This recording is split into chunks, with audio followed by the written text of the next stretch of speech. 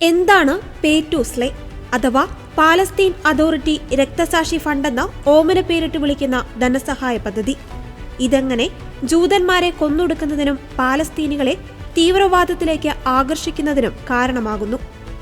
ഇസ്രായേലിനെതിരെ ആക്രമണങ്ങൾ നടത്തുന്നതിനിടെ കൊല്ലപ്പെടുന്ന തീവ്രവാദികളുടെ കുടുംബങ്ങൾക്ക് പാലസ്തീൻ അതോറിറ്റി ധനസഹായം നൽകുന്ന പദ്ധതിയാണ് പേ ടു സ്ലേ.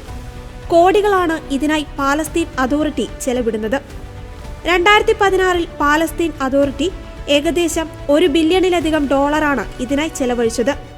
തീവ്രവാദികളുടെ കുടുംബങ്ങൾക്ക് മാത്രമല്ല, ജയിലിൽ കഴിയുന്ന തീവ്രവാദികൾ മോചിതരായാൽ അവർ ജയിൽ ശിക്ഷ അനുഭവിച്ച കാലാവധി അനുസരിച്ച് കൂടുതൽ പണം കൈപ്പറ്റാം. ചുരുക്കി പറഞ്ഞാൽ, ഇസ്രായേൽക്കാരെ കൊന്നോളൂ, നിങ്ങളെയും നിങ്ങളുടെ കുടുംബത്തെയും പാലസ്തീൻ അതോറിറ്റി നോക്കിക്കോളാം എന്ന നിലപാടാണ് ഇവിടെ സ്വീകരിച്ചിരിക്കുന്നത്.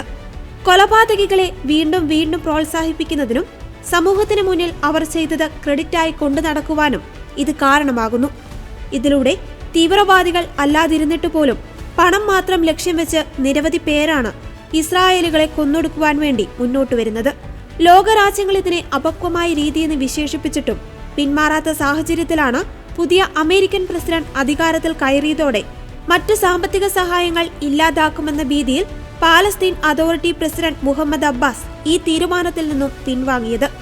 ഇനി മുതൽ ഭീകരവാദികൾക്ക് പണം നൽകുന്ന രീതി പാലസ്തീൻ അതോറിറ്റി തുടരില്ല.